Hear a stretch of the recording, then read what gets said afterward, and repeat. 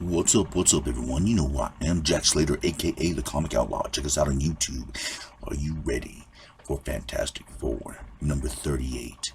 And they're fighting the Frightful Four. And if the comic book is to be read right, they're even defeated by the Frightful Four. Will this happen? Will the Fantastic Four finally go down in flames? We'll find out right now, won't we? And I'm just going to say right now, last time the guy had a name like Pop Pete or something like that. They just decided to call him the Trapster. I like how they streamlined that. But meanwhile, the Fantastic Four is kind of doing their own thing on a mission, trying to figure stuff out. And they're kind of shrunk down at the moment. And some invisible girl kind of jumps in and scares Reed a little bit. And of course, Torch uses his flame power to kind of find out where she is. She bumps into Thing, and Thing's getting ready to spank her like there's no tomorrow. But no, he tosses her to Reed, and for some reason, she absolutely enjoys it. Torch is deciding to step out the window since things are getting a little freaky deaky for him. And he's flying around, searching around, looking, basically doing what Torch does, cruising around. But there's someone watching. Someone above, and it's the Wizard. As he flies to an abandoned cabin, a hand sticks out the window, and all of a sudden sand oozes out and captures him and pulls him in. Yes, it's the Spider-Man villain, the Sandman. And basically they're just plotting and planning, trying to figure out who's going to be the leader, who's going to be in charge, and how they're going to destroy the Fantastic Four this time. And this is kind of interesting because this shows the dynamic of the Frightful Four. They're much like the Fantastic Four. They do argue among themselves.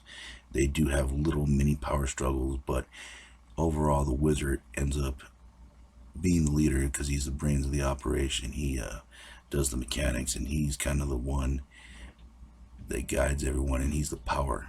As you can see, he's throwing everyone around like there's no tomorrow. So I guess the leader has been decided.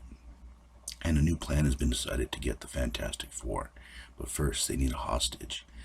So they go over to this fashion designing place where Sue's kind of helping out, and Medusa snags her. They capture her quickly.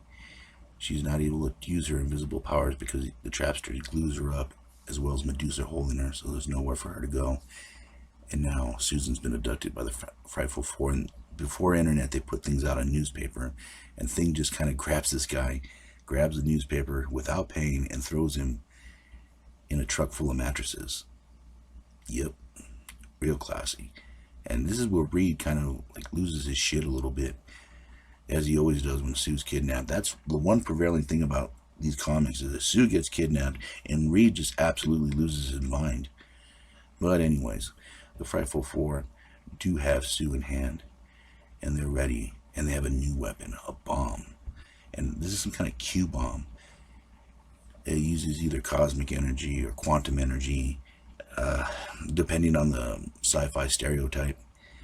But the bomb is ready. They are ready to destroy the Fantastic Four. Now where Reed's trying to figure out where exactly they are, he uses his machines, and he's able to pinpoint where he thinks they are, and they're off. And Reed is not hesitating. Reed is a smart man, but when it comes to Sue being captured, all logic tends to go out the window. They do find a pod, however, and they try grabbing onto it because it's their only link, their only way to find Sue at this point. But Thing tries to grab onto it. He falls. Reed catches him.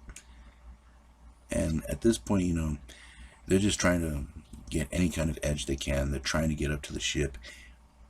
Torch catches up to it. He starts burning his way in, but all of a sudden, he gets swallowed up by sand, and he puts him out because, of course, sand smothers flame, and they're able to capture Johnny Storm. So now, both Susan and Johnny have been captured. Reed and Thing try to pursue after him, but the problem is that the Frightful Four is ready for him. They're ready for anything the Fantastic Four has up their sleeve. So as soon as they arrive, they begin clobbering the Fantastic Four. Now this is a very cool move.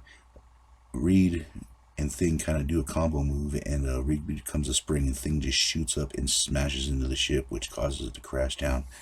and the Frightful Four just spill out. Human Torch is captured, but they end up releasing him, and the fight is on. But, of course, the numbers game. The Fantastic Four are outnumbered. Sue is still captured, and they take advantage of this. The Trapster kind of releases this glue thing, but ends up hitting himself. You know, new tools, new weapons. And it seems like the Fantastic Four is being turned around. Sandman's incapacitated, and Sue finds a way to break herself out by expanding her force field around the glue, or whatever the Trapster's using.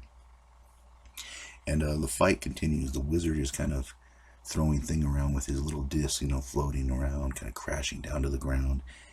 And they have the Fantastic Four off balance. They're kind of switching opponents. The Frightful Four actually knows what they're doing. They've studied, they've done their homework, and they know this time on how to take them out. They find Sue, and she's kind of passed out, and the Fantastic Four decide to make their getaway before the bomb goes off. But the Frightful Four are already gone. They've taken off, leaving the Fantastic Four to their death. But will they be able to escape as the bomb slowly ticks away?